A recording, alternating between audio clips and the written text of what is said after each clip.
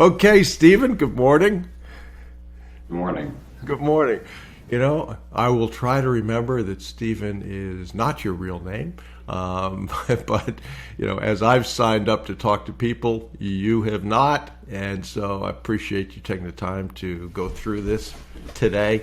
And really the intent of this is to, it's been a while since we talked, but to just go through what your experience was, you know, the successes, the things that didn't work out so well.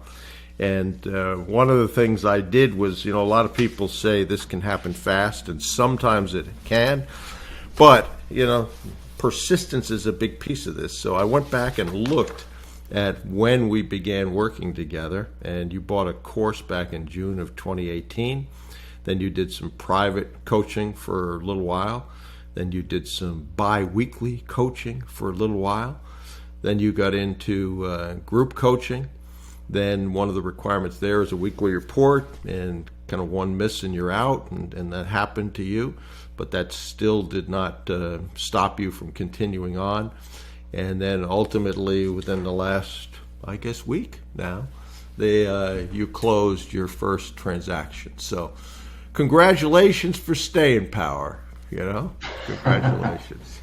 So maybe you know, you don't have to talk about the specific industry, but kind of why this process appealed to you, and then what process you went through in the beginning with respect to building a board, and the steps after that, and kind of lessons learned and bumps along the way.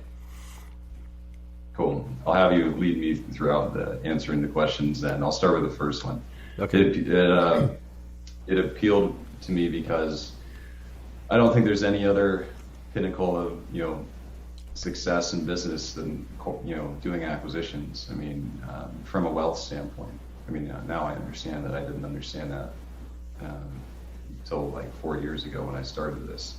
So I wanted to do something big and kind of get all the value I could out of my efforts, and this is the way I sought to do it. Coming from just selling, you know, monthly advertising services, and that's the industry I'm in, is advertising, which I don't mind sharing. But building the board, it, you know, I always wanted to be the, like, you know, the rabbit right out of the gates, but I've just, you know, maybe I need to change my mentality, but it's always been like a marathon. And maybe it's been to my detriment. That's why it's taken so long. But you know, I can change that going forward. But you know, that's the approach that I've taken. You know, nice and, you know, steady, consistent, dedicated, persevering. Just won't stop, because I know it's going to happen. I just need to keep doing it every day. So that's the attitude I took up to this point, at least. And putting the board together probably took 3 months to do. But the good part is that right now, 3.5 to 4 years later, I say that with a distaste in my mouth, but I have the same guys except for a lawyer. You know, I have I originally had 4 board members, and I've switched out lawyers, you know, two times already. The on the board lawyer you're talking about? A board lawyer, yeah, transaction lawyer.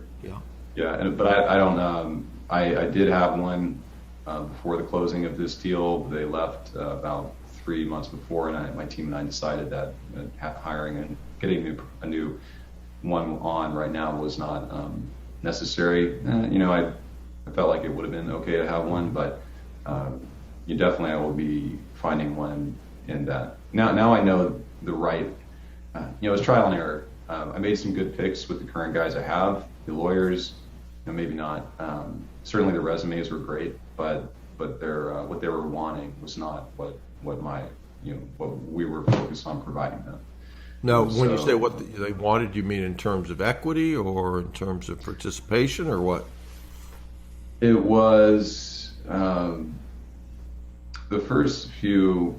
Honestly, the first one just ghosted, and probably just because it took too long. The second one ghosted as well because it took too long. And it was weird that, you know, when I tried contacting these guys and they didn't want to respond, you know, they couldn't even tell me that they would leave. So I send them an email saying, we're not going to be working together anymore. Thank you for your time, and I just move on. So the third one, he was a former chairman of a big law firm, and he was a transaction lawyer. But he was not just wanting to be a transaction lawyer. He was wanting to be chairman. He was wanting to be a lot more. And between the equity and his role, what I could provide to him was not clear enough for him at that time for him to fully commit. And you already had a chairman, so that didn't work if you wanted to be chairman. Yeah, and well, the technically I don't have a chairman by title, because the chairman that I initially selected, he's still on the board, but he said, "Look, Shane," and I went back and forth with him on this. And it's not following proper protocol with what you share. But he said, "Look, Shane, I mean, I'm the chairman of my public company. We're doing 100 million in revenue. Oh yeah. Everybody's kind of equal on the board. So you're going to be the chairman and CEO, and I'm just going to be on the team." And I know in the back of my head it'll be good to get a powerhouse guy and call him chairman, but that's kind of what I've expected right now, rightly or wrongly. The guy still participates in the same fashion. So he accepted basically. He didn't accept the title, but he certainly gives you. It sounds like he gives you what you would need from a chairman. Is that a fair statement? Yeah. I mean, he's he's there when I need him. Yeah. He provides coaching, and he's always there to give the advice and kind of cheerlead ahead. Yeah. So I mean, that's what I see the chairman helping with. Okay. To keep a team together where you haven't done an acquisition yet for 3.5 or 4 years is some pretty interesting things have to happen. You have to keep them updated. They have to see that even though stuff didn't happen, that you're still in the process of doing what at least they consider to be the right things to do that'll eventually lead to success. So you buy that, and if so, how do you keep them updated? Every few weeks. I mean, I don't have a specific cadence. I'm like, all right, every Monday, this bi-weekly, I'm going to message them. It's more like just keep them updated a few times a month with what's going on. I mean, the biggest thing is be true. If I'm being truthful to myself and I'm producing, producing effort, and I'm making stuff happen, I'm doing due diligence, whatever status I'm in, like I'm working the program, and I'm just keeping them updated with that. I mean, I am doing stuff, so I just make sure that I keep them up to date, and that there's no reason to lose hope. We have opportunities, and that's how I do it. I know I could probably do a lot more structured, but that's currently what I've done. Well, I think that's the right way to do it. I recently got an email from a guy that said he pivoted in his first industry. He almost instantly pivoted in his second industry. He was convinced the board would say, "Come on, enough's enough," and then he pivoted to a third one. And he was somewhat surprised that the board hung with him. So, you didn't have pivots, but if things aren't working, usually people understand that things aren't working. Silence is not what they understand. They assume if it's silence that nothing good is happening, and then they drift away. They drift away. So okay. So you put together a board. You get some good people on the board. How about the accountants and lawyers? How was that process for you? It's a pretty easy process, using what you share, especially with having discounted fees on failed deals or no fees. I didn't arrange that on my deals, but you had discounted though, right? I had. Let's see. The accountants weren't willing to discount, nor were they willing to increase it, but they were willing to defer on a failed deal. Okay. Which can work. I mean, is it ideal? No, but it can certainly work. Absolutely. And I was kind of lazy with the accountants. It was my own fault for, I secured them, and I could have changed. I just didn't. We liked, my finance director and I liked them, and I thought it was a good fit. Going forward, it could change, but they worked at this closing. They worked with us on a payment plan, Yep. paying half it, which was maybe good to share. Paying half at closing. I think the fees were $78K, half at closing, 25% in Q3, 25% in Q4. So what's important to them is they collected their fees just by the end of the year. Okay. And that was something I would imagine, I don't know this, but you're going to tell me, is that you had with a discussion with them prior to sitting at the closing table and saying, oh, by the way, I can't pay you. Well, they knew that the capital was coming out of the working capital, but I called them like 4 days before closing, I think, because they sent me the invoice, and I was like, I'm looking at this, we want to get this paid. We're a startup, we just need some flexibility with paying this out. I mean, you see our cash flow. It's personally, it's kind of like project based, so it's a little up and down. So I was using just the facts to help them just get on our side. And I was like, you think you can help us with this? Because this is we're envisioning something long term, but we just want to make sure we have a proper buffer in the business. I think the key to that is to talk to them ahead of time. There's some people that don't do that, get to a closing table and then say, oh yeah, by the way, we can't pay you. So that's not the right way to do it, obviously. But the other thing, and you can certainly with them say that you're a startup. One of the things I always say to people talking to targets when they say we're a startup is you're a new company, clearly, absolutely. But as opposed to a startup, on day one of an acquisition, you have revenue. So that's quite a bit different. Okay, and so the accountants you got, the lawyers you got, you just kind of follow the steps to do that. The lawyers have been fairly simple. I'm working with regional firms. I'm not working with the top big ones, and I believe I can graduate up to that. I think, but my team and I just discussed the fees. We're like, yes, we want to be with higher level strategic partners and professionals that can help us get deals and stuff.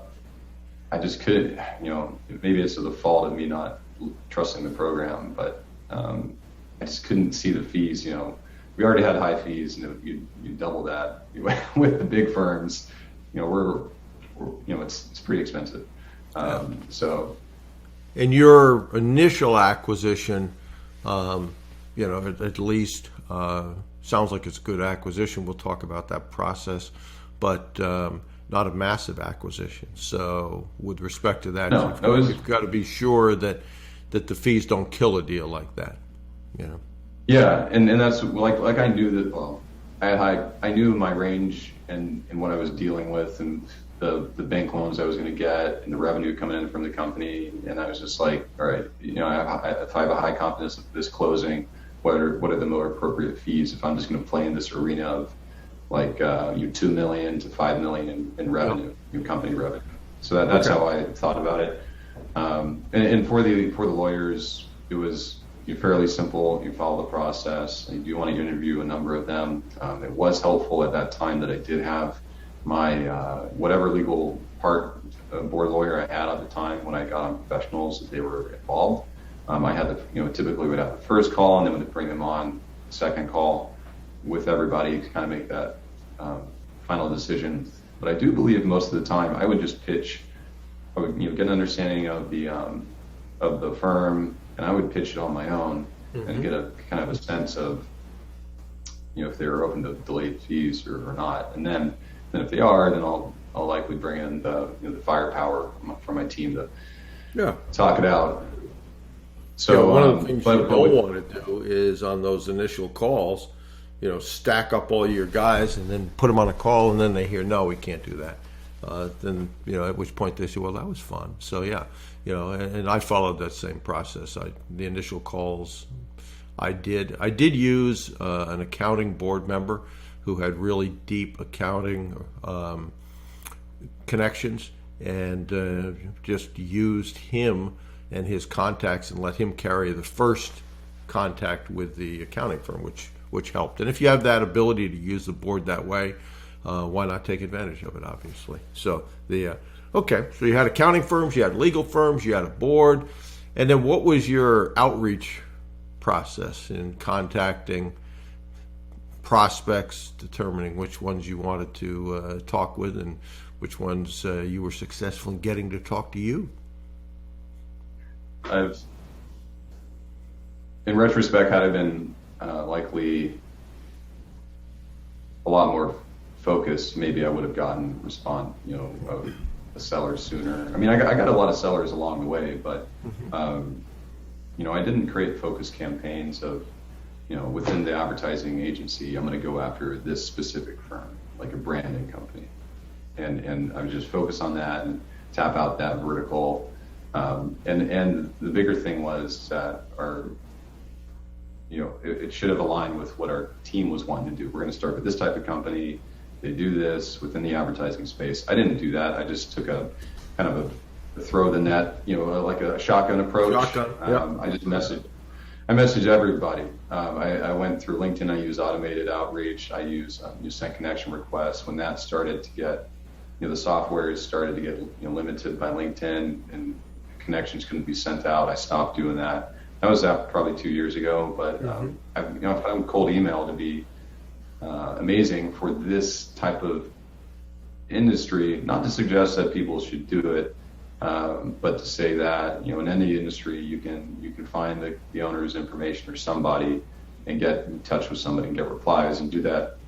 The reason I did it was as I can scrape a lot, like I can pull together a lot of information fast and reach out to a lot of people really fast, and then ferret through the people that are interested, and then follow up manually with the ones that I like. So that's why I did it, to increase the volume as much as possible, instead of doing calling 20 people a day, for example, which I didn't do. I should have done.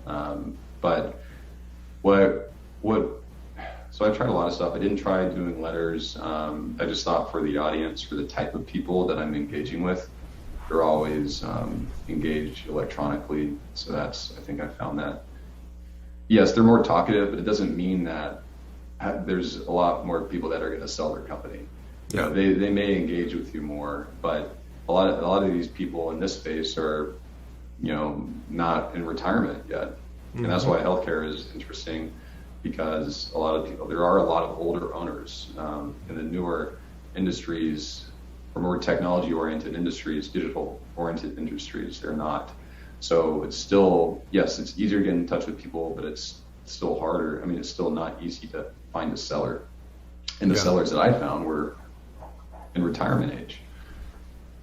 Yeah, and what's interesting is, so it sounds like primarily you used email. And any of these levers can work. You can have cold calls, certainly can work. Emails can work. Letters can work. Text messages can work. LinkedIn can work. All of those can work. And sometimes that varies by industry. In your industry, it sounded like they were highly connected digitally. There are some mom and pops that, as hard as it is to believe, still don't even have email. And in the healthcare arenas, there are, especially if you're trying to reach people like doctors, they're all day long trying to see a patient, right?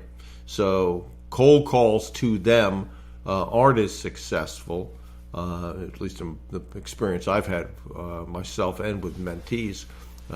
But letters can work.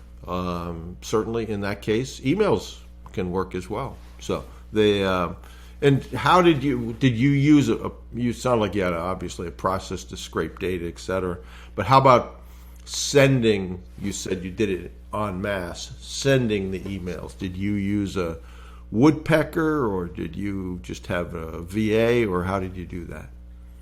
Yeah, I use woodpecker. I mean, it's like I send like 50 emails a day, so I knew that with that cadence I could get a few, like that was about 2 strategy sessions a week with people that were interested. Yeah, would book a call, and that way I at least I had a cadence. But 2 is not enough. Like, you got to talk to a few that are interested per day. So after finding that out, like I throttled a lot more, 150 a day, and got a lot more appointments. But then I ran out of people after run a out few of weeks. prospects eventually, right? Yeah. So then I'm like, well, okay. Now I got to follow up with everybody, and then eventually, nobody replies because you've already exhausted your people that are active and looking at the emails. Yeah. So it's interesting. I recently saw an article and passed it around that the highest growth companies have, I think it was 14 to 16 touch points within a 2 to 4 week campaign. So, a lot of people think, well, I made one phone call, or I sent one email, or I sent one letter. And all of those things don't get action, don't get opened, whatever. At some point, you're right, a list gets tired. Absolutely, a list gets tired. But follow-up is a super important part of this. Circumstances change. They didn't look at the previous ones. It hits them at the right moment for whatever reason. And you never had a problem with Woodpecker and burning, your email domain. No, I mean, it's been great. No, I've made sure, I've done testing and made my, sent my emails. I didn't include links in them. I had pretty, like just not spammy subject lines. I only asked, I only had 1 or 2 sentences in the email. So really the whole point is just to say, are you interested in selling your business? Right. And maybe add some credibility to your team, and that's it. So all you're doing is wanting to get them a reply. Yeah. And then you pick up the phone and call them, or you schedule a call. Usually what I would do is I would just say, okay, great. Hey, here's my link to my booking calendar. If you want to do it, let's talk. Usually I would say, hey, yeah, let's talk today or tomorrow, set a time that works best for you on my schedule. And where I say, just set a time that's convenient with your schedule on the next day. And I think it works quite well. Again, I think it's the audience as well. They're used to doing stuff digitally, but again, to reiterate, it doesn't mean they're all ready wanting to sell. Right. But what I will say that I did do, I had like a 6-tier email follow-up sequence over about 3 or 4 weeks, and it was good. There definitely were diminishing returns after the 3rd email, for sure. One thing I didn't do though, which I need to do now, is I didn't follow up. I should have done like the first 3 weeks, and then at every 2 months just send a follow up in my campaign, which I didn't do. And had I done that over the past few years, maybe I would have gotten some people. Yeah. But, and sometimes that message can change, right? Is that you can, there's, especially for you advertising marketing guys, there's, reciprocity, right? So you can, at least for some people, there's reciprocity. Not all people, is that you can end up to some of those people just saying, I saw an article the other day on whatever, how to find people in this environment, whatever the subject is, and just thought it might be interesting to you. So it doesn't always have to be, if you're playing the long game, it doesn't have to be, are you interested in selling the business? Are you interested in selling the business? Are you interested in selling the business? And at some point, something like that is, I appreciate that article, and I've been thinking more of it. Not everybody, obviously, but some percentage of people. So, okay. So when we were working together, on a really regular basis, you had a couple of acquisitions that were looked to be synergistic. When we talked about doing this, you said that you held on to some deals too long, so maybe walk us through that process, what those 2 deals initially sounded like, and lessons learned from that. I will talk about those, and I do want to cap off the prospecting. One thing on the follow-up that I did do that I felt like it was a big relief to myself. It did require some money to invest in, but I liked it, and that's how I've got that's how I acquired the company that we did acquire. Was I hired a part-time appointment setter to take my email list and call the people and leave. The strategy was to leave voicemails, and then do email follow-ups, and then do a voicemail. We knew that given what we found out was that people typically aren't replying, so we're just going to leave a voicemail. And then when we follow the email up, they're like, "Hey, I heard your voicemail. Okay, this guy is legit. They have a person on their team, and she was doing that 4 hours a day at $20 an hour. That was sustainable for like 3 months until I couldn't afford it anymore at that time. But that got me enough juice to get in contact with a lot of people. So I'm going to be doing that again now that we have the company acquired. But that I enjoyed that a lot, and that was first of all because I didn't have to do it. Second of all, it was you gave it, like I hired a scheduler, like somebody that was a scheduler for a roofer, and they were just on the phone following up. Like it's just like an everyday thing for them. They like doing it, so it was great. We had a woman. She had a great approach, and I think it was just nice. It's just nice to add that personal touch. So that's something with some ideas with people listening. But just on that is that there's a lot of people who end up wanting to outsource a lot of those things, primarily cold calling, because they're afraid to cold call and that they just want somebody else to do it. And I understand that. But if you're going to do what you did, that's not a $3 an hour job from the Philippines. As you said, No. You spent $20 an hour. Somebody that was professional, sounded professional. I don't know exactly how she did what she did, but apparently it worked. It clearly worked. And I'll speak to that real quick. Yeah. Is that I didn't hire them because I was afraid to call. I hired them because I wanted to be very efficient. And I went through the process first. I knew the process, so I trained the person. Yep. So that's what I did. And I think that's really important. You want to go through the process. You want to understand it before you have somebody else do it. And the cutoff was I just made sure she was asking if they were trying to sell their business. As soon as they engaged, as soon as they said yes, it was off to me because I don't want them handling that conversation. And so that's how I handle it. Yeah. Well, that's important too because the people that have done that unsuccessfully, they have someone who they really don't know, who they haven't trained, call a seller, ask them if they're interested, and if they ask them any questions, if the potential seller asks any questions, they're not knowledgeable enough to answer that. So that process for most people ended up falling apart for them. So I'm glad that worked for you, but you did it. Clearly different. You trained them. Super important in all this stuff to how you train the person. What you want them to do, what you don't want them to do from that standpoint. So good. And again, that didn't turn out to be a $20 an hour. And for those that think that you had a whole potload of cash sitting around when you did this. That was not the case. If my memory serves me here, you had a business on the side that was helping to some extent. I don't know if you ever continued that or if you eventually walked away from that business. You had a wife. You had at least, I don't know, maybe you got more than one now, but you had one baby anyway.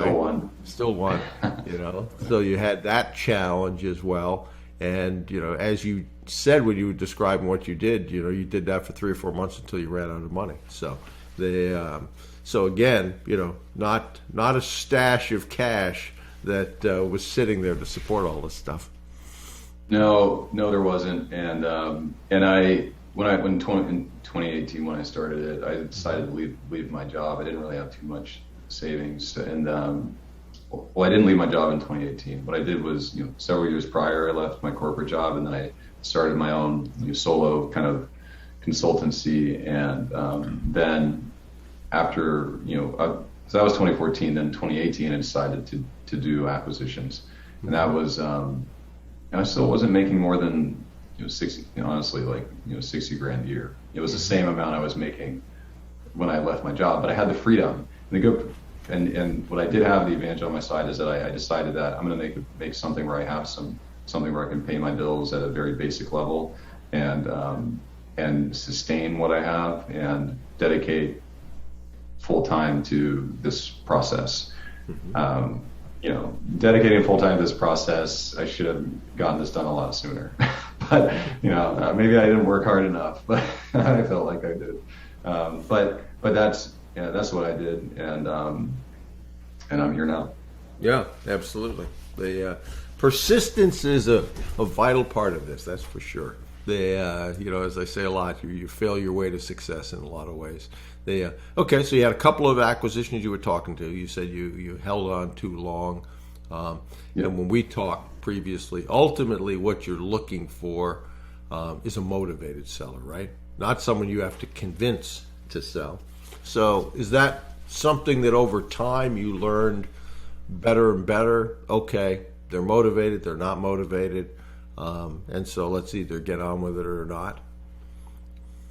Yeah, I think the deals that I held on too long was that I didn't have a clear enough path with the term sheet from financing, from a lender that was really willing to do it, and I didn't have an LOI signed. I didn't have an LOI signed, period, with them, and I didn't push to have that get done early. I think that was my biggest mistake. I was like, I was just kind of, I was like, all right, I just need to work them. I'm going to collect information. We're going to talk about it. Yeah, build a relationship. It's just better to talk about, get to the point of, all right, look at the financials. Hey, here's your offer. Okay, cool. You like it? Let's put it in LOI. All right, let's sign the LOI. Oh, by the way, we're going to put a break fee in. Are you going to accept the break fee? And if they're not going to accept the break fee, then maybe they're not as serious. The sellers that I had, they accepted the break fee, the one that we acquired. Oh, that's interesting. That's interesting. I'm a big fan of that. There's a lot of people that think that's, as I've heard before, bridge too far. But if you explain why the break fee is there, that it's typically a one-way break fee, there's no break fee on your side, but you're going to spend money and commit to spend money and due diligence. And there's really only a couple of ways that's break fee is ever going to come about, is that if you decide you're not going to sell to us, or if you decide I just don't want to sell, after we've gone through this process. So, okay. Did you ever have one that broke that you collected the break fee, or you didn't get to that point? I didn't get to that point. This was the only one that I insisted on having a break fee, and they knew they were going to get a lot of cash at closing via the SBA loan that we had. And I structured it so with the offer we made, they couldn't refuse it even if we had a break fee, because they know. And we made the break fee also, like if we, they could. I think it was they could walk away if we didn't secure financing. Yeah. But we secured financing, so if they left, they had to pay, and so really for me that was just to make sure they were serious. Yeah. So like I'm not getting jerked around. And as soon as they signed the LOI, it was a 6-month plus process to close. It was ridiculous, but we did it, and I knew they were committed, and that's what was really important to me. That's an interesting thing, what you just said about a 6-month process, is that, I have people that say, well, I want exclusivity for 3 months. 3 months goes by awful fast. And so, you don't want to be in this process closing these deals. Your exclusivity disappears, and so your deal disappears. So you went SBA. Talk about, how hard, how easy, how lengthy that process was. I've gone through the SBA route too many times. For every deal that I've approached, I've tried SBA with different lenders. I've been to the altar. Well, I thought I was up to the altar. I've been up to credit decision a number of times. I've been rejected a number of times on different deals. But why did they reject you? Mostly it was due to lack of collateral, and it could be. I mean, there's a number of factors. I mean, it could be, your deal just your debt service ratio isn't enough, so they're not as excited about it. The cash you're making versus what you got to spend in debt is just not enough. They're not So, I position my deals to be structured in terms of valuation that they're,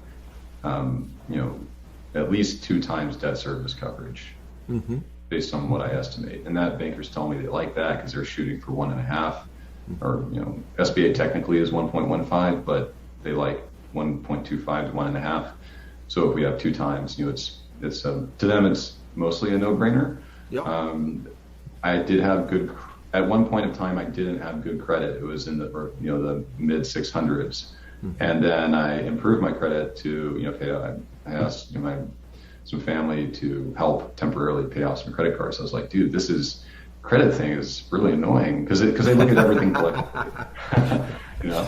So I had to I called some lifelines, but I'm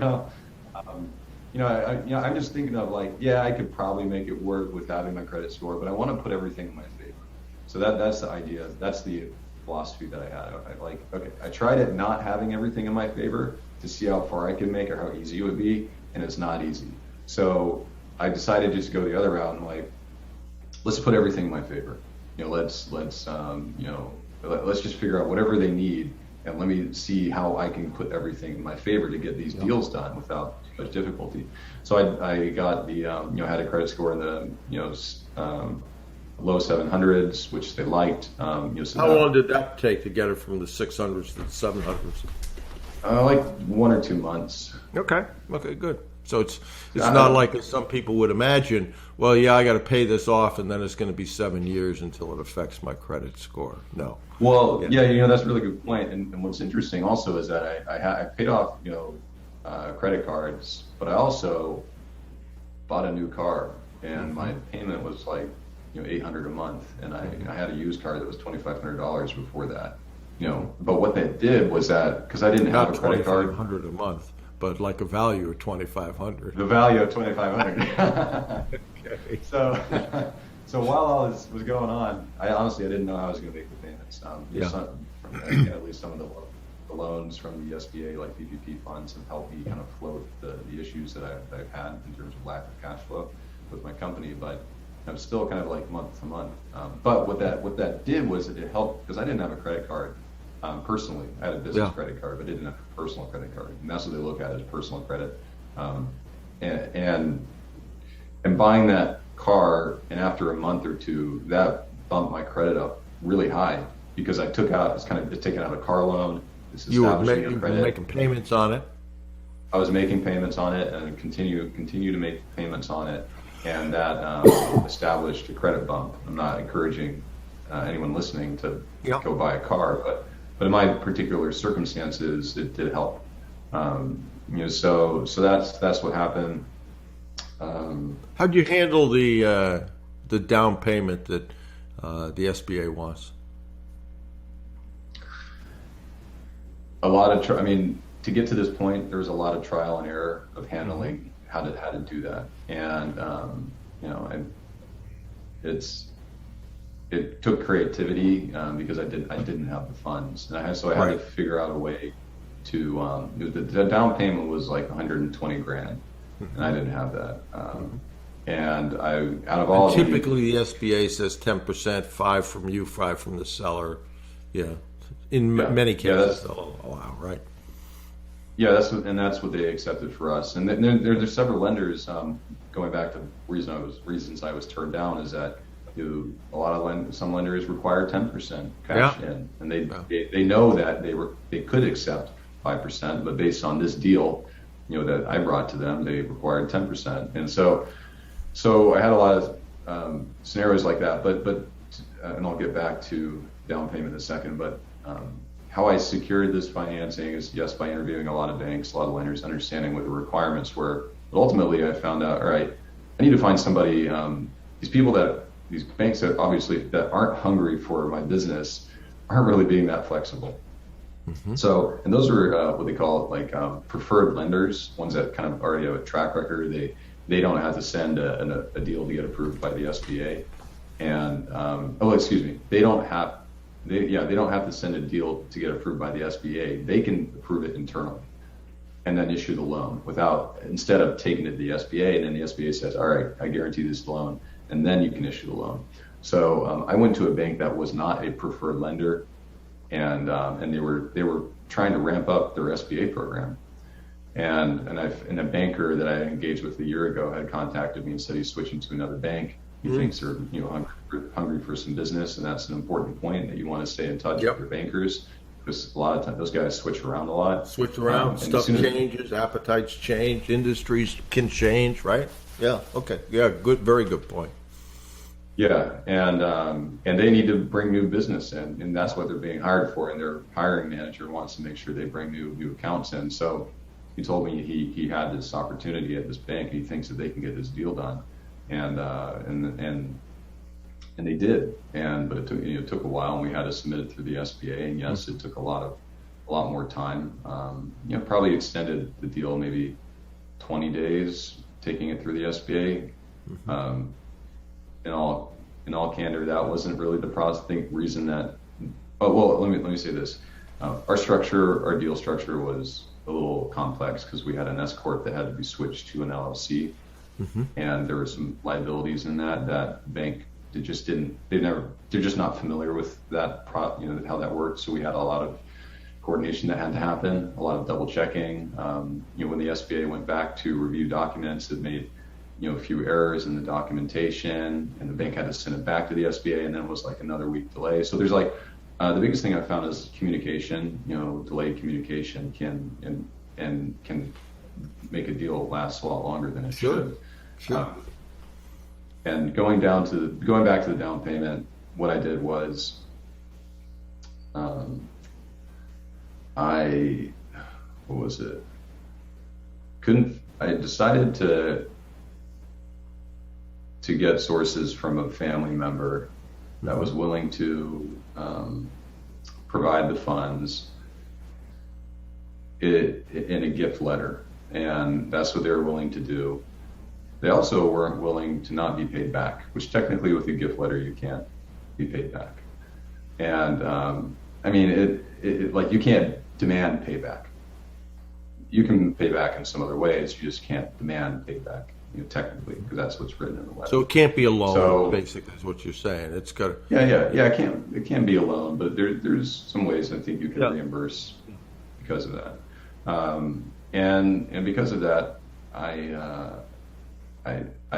thought it was appropriate. The other part was, how am I going to get the money to pay that family member back? Was that I was able to work out an arrangement with the seller in another scenario where they were willing to help facilitate that financing, for that to compensate for the gift letter. And I did that the seller is taking issued me a separate loan, or they provided, or we could convert into equity, in the company, in the holding company. So did the gift letter allow you to actually receive funds from the person who gifted it, or did you use the gift letter to then secure funds? The gift letter has to be issued by the person providing the funds, so they have to sign the gift letter. Yeah, they got to sign it, and then at closing they send the funds. It's just. So, and technically you can't have the seller, I've been told you can't have the seller provide the funds for the purchase of the company. And I didn't want to have I wanted to have a legitimate trail where if I'm getting audited, I can confidently say that these two didn't mix, and, I could make a choice to pay back my family member, or, compensate my family member in other ways through my own income. But what was important for me to say, look, I got cash here. I can pay you back. I can also pay you back if I acquire the company. I can also pay you back in other ways. Yep.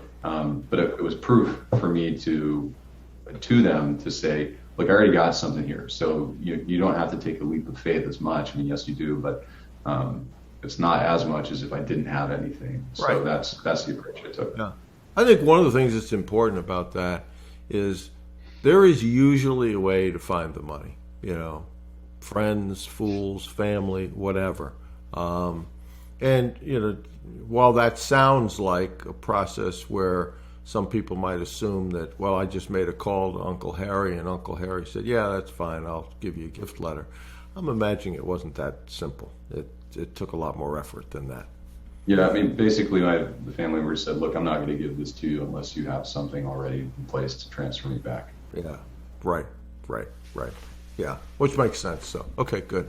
Okay, so you took a little longer than you thought. You completed the transaction. You now have a company, which is the intent of all this process. And when we talked earlier, you said that while technically you're CEO, you've got a president who's involved in this process that's, extremely good. The team is extremely good. They're doing a lot of the heavy lifting.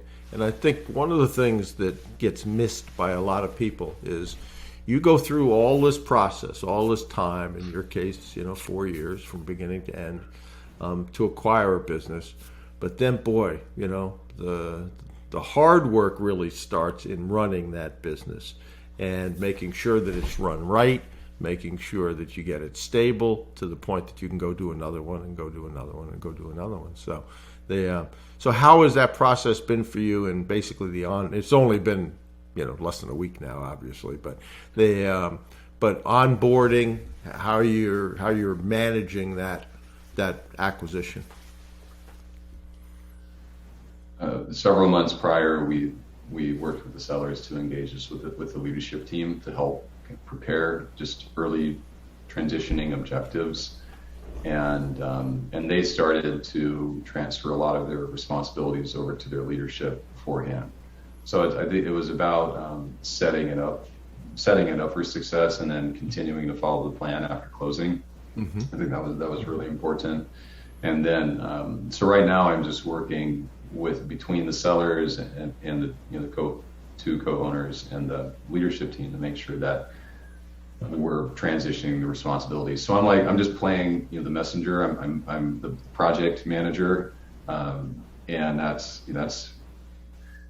a lot of this becomes project management, which is why I'm thinking man, I got to focus on the sales stuff. How am I going to manage this company? I may need to have some maybe that's why having a CEO, not myself, is an important part of having them, which is what I haven't done yet. But and I don't think it's necessary right now. But I'm starting to see, if you really want to focus and drive growth, why having somebody manage that, manage the integration, manage transitions of everything, make sure the team is on point. It's a lot of work. And I know that 95% of our time should be on financing and deals. So right now I'm just focused on, yes, I am reaching out to some acquisition prospects, but it's maybe 30 minutes a day. Yeah. So, yeah. And you're right, is that one of the things for most people, they don't know what they don't know. So, you spend a lot of time to find the acquisitions, you spend a ton of time to finance the acquisitions. Eventually, if you don't have somebody who can manage these businesses on a day-to-day basis, you will get sucked into the vortex, right? And so that becomes a full-time job and then some. If you're inside these businesses, if you're going to the office every day and people are coming in to ask you all kinds of questions, as opposed to, do you have to provide oversight? Do you have to manage the people managing the business? Absolutely. But that then becomes a process to say, okay, it's hard enough with one, you're figuring that out. But then when you get a second, a third, a fifth, a 10th, whatever the number is, that you have a process in place to say, okay, how do we manage these businesses? What reports do you want to see? What management plans, in terms of revenue and expenses, are people going to hit, and how do you monitor that? But fun stuff, right? It's fun stuff. Well, I'm super excited. I mean, we closed, and that's a big accomplishment. But I mean, it's kind of like you experience the being excited all the way to then, and then when you hit it, you're like, all right, I got this. But now there's more to do. There's always more to do. Yeah. It's there's a sales roller coaster ride to this. And I do think you should celebrate the successes, but understand to that point that yes, there's a lot more to do now. You've got to make sure it's successful. You're going to manage an exit over time, or at least a consulting arrangement with the former sellers, making sure that those relationships that they had are still solid, all those things. So, okay. So, in closing, what words of wisdom, lessons learned, advice to those going down this path? What stands out the most in terms of this process, what you learned, what you did, what you would advise other people to think about and make sure they do? So it comes down to dedication and perseverance and then following the process. I mean, you likely, whoever's listening to this likely has never been through this before. This is a really good template to follow. Going off track will delay your progress. So, it's good to get out of your comfort zone with this, because if you're truly dedicated, then you will have gotten more comfortable, so you can continue to do this after every acquisition and build up something really meaningful for yourself and for others. But what helps you do that is being very clear on what you want for yourself. And I think that's really important, is that going into this, you spend some however little time or however much time is needed for you to get very clear on what you want and what you value and what you want to do for yourself or for yourself and your family. And that's what I did. Was I knew that this process is going to not only make me very successful, wealthy, but it's also going to help me be all I can be in a business aspect. And that's what I wanted to do. I wanted to dedicate my capabilities to being very successful in business and doing something fun and exciting and providing for other people and my family and basically experiencing things that other people won't experience, because you only have one life. So that's what I would say, get clear on your vision for yourself and then persevere and be dedicated. Yeah, absolutely. And understand that, maybe there is somebody, but I never met him, that all the pieces came together and it was just, I did this, and a week later I ended up closing the deal. You're going to have ups and downs, as you did. You tend to forget a lot of that after a while, how many people you called, how many deals, or financials didn't look good that you were hoping would look good. And I think the other thing that for a lot of people is not to fall in love with a deal. There's plenty of deals out there. Don't try to make a bad deal go forward. Don't try to end up saying, okay, well, it's not perfect, but we can fix this and we can fix this. You commented that, you've got super strong debt coverage ratio. And at the end of the day, that's, what a financing source is going to look to is, are we going to get our capital back, and presumably, are we going to get it back with a return, right? And so if it's like, well, this is not a great deal now, but if we do this, and this, it will be. That's a hard sell. That's a hard sell a lot of times. So good. Yeah. It's it's a good process to follow for everybody listening, and hopefully they got some value. I think they did, Stephen. Not your real name. Well, okay. Hopefully I didn't share too much info where people were listening. No, you didn't. You didn't. One of the things you said that you did, which you certainly did in this discussion, is you're just truthful. You're just truthful. As and people pick up on that. They pick up how genuine or not genuine you are. So it was a bit of a surprise to get your email, where we haven't talked in quite a while. But it was great to see that you were continuing with it and that ultimately it was successful. So thank you for that. So, okay, well, thank you again. Thank you. I'll keep you updated.